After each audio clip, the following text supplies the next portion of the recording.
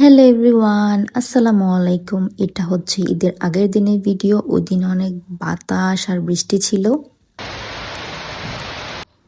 তারপর আমি আমার ছোট বোনকে মেহেদি দিয়েছি, তারপর হচ্ছে ছোট ভাই ইমাদকে মেহেদি দিয়েছি। মেহেদি দেওয়ার পর কেমন হয়েছে তাই দেখছিলাম।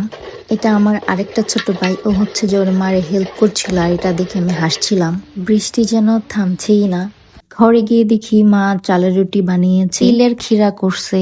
এটা হয়তো বা আমাদের ব্রাহ্মণবাড়িয়াতেই বানায়, আমি অন্যদিকে দেখি নাই। কার কার এটা পছন্দ কমেন্ট করে জানাবেন। আম্মা গরু মাংসটা আগের দিন কষিয়ে রেখেছিল যেন সকালবেলা একটু তাড়াতাড়ি কাজটা শেষ হয়। কেন জানি ছোটবেলা যে আনন্দটা ছিল বা ঈদ আসলে যে খুশিটা হতো, এখন বড় হওয়ার পরে তা আর হয় না।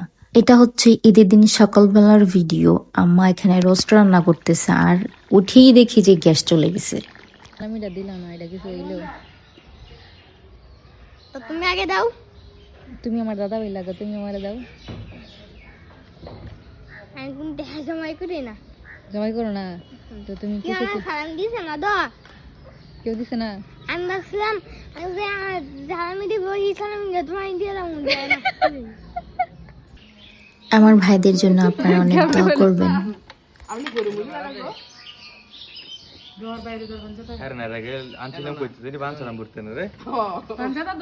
ইমাদকে নিয়ে আমাদের জগন্নাথপুর ঈদগাতে যাই ওর একটু ঘুরিয়ে নিয়ে আসার জন্য। এই বউটা আমার ছোট বোন তার নিজ হাতে বানিয়েছে। ও ড্রেস বানানোর পরে যে কাপড়টা ছিল ওইটা দিয়ে।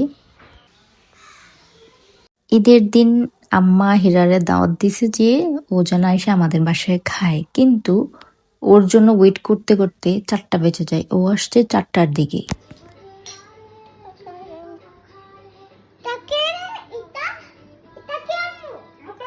এটাই ছিল আমার ঈদ ব্লগ।